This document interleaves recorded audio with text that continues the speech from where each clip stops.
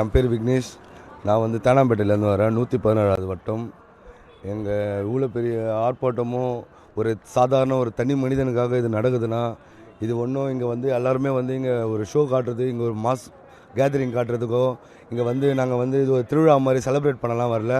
ரொம்ப ரொம்ப வருத்தத்தோட, ரொம்ப மன உடைச்சலில் ஒரு சாதாரண ஒரு மனுஷனோட ஒரு உயிர் சும்மாவே போயிடக்கூடாதுன்றதுக்கு தளபதி வந்து மாநில லெவலில் ஒரு எல்லா தொகுதியிலேருந்தும் எல்லா ஏரியாவிலேருந்தும் வந்திருக்காங்க.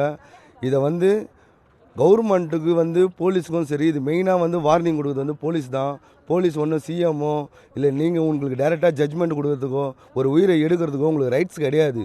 இது உங்களுக்கு வார்னிங் தான் நாங்கள் சொல்கிறோம் இப்போ வரைக்குமே. அதனால தான் இவ்வளோ பெரிய க்ரௌடையும் இங்கே நீங்கள் வந்து ஒரு ஆர்ப்பாட்டம் ஒன்று ஒரு சாதாரண ஒரு பையன் அஜித்குமார் மாதிரி ஒரு ஏகப்பட்ட உயிர் போயிருக்கு. லாக்டவுன்லேயே ஒரு லாக்அப்லேயே வச்சு ஒரு 20-25 உயிர்கிட்ட இந்த வருஷத்துலேயே போயிருக்கு, இந்த கடந்த ஒரு 3 வருஷத்துலேயே. அப்படி இருக்கும்போது இதுக்கப்புறமும் அந்த மாதிரி எல்லாருக்குமே தப்பு பண்ணாங்கன்னா தண்டனை கொடுக்கணும்னா அதுக்கு சட்டம் இருக்குது, நீதி இருக்குது, காவல்துறை இருக்குது. ஆனால் இவங்க காவல்துறையை என்ன பண்ணுறாங்கன்னா விசாரணைன்ற பேரில் ஒரு உயிர் எடுக்கிறதுலாம் ரொம்ப தப்பு. இதுக்கப்புறம் அந்த மாதிரி யாரும் பண்ணக்கூடாது. ஒரு சாதாரண ஒரு உயிர் அனாமத்தாக போயிடக்கூடாது. அதுக்கான ஒரு முயற்சி தான் இது. இது கண்டிப்பாக வெற்றி பெறும். இதுக்கப்புறம் எவ்வளோ பெரிய யார் என்ன எல்லா சூழ்நிலைனால சில தப்புலாம் செய்வாங்க. அதுக்கான தண்டனை இருக்குது, அதுக்கான என்ன சொல்கிறது பனிஷ்மெண்ட்லாம் இருக்குது. அதெல்லாம் வந்து எல்லாமே ஒரு விசாரணை முறையில் போகணும். பணம் இருக்கிறவங்க சொல்கிறது தான் இப்போ கேட்குறாங்களே தவிர இல்லாதவங்களால் குரல் கூட கொடுக்க முடியல. அவனால் வாயை திறந்து தண்ணி கேட்டிருக்காரு. அந்த தண்ணி கூட கொடுத்துருந்தா கூட அவர் இருந்திருப்பார்.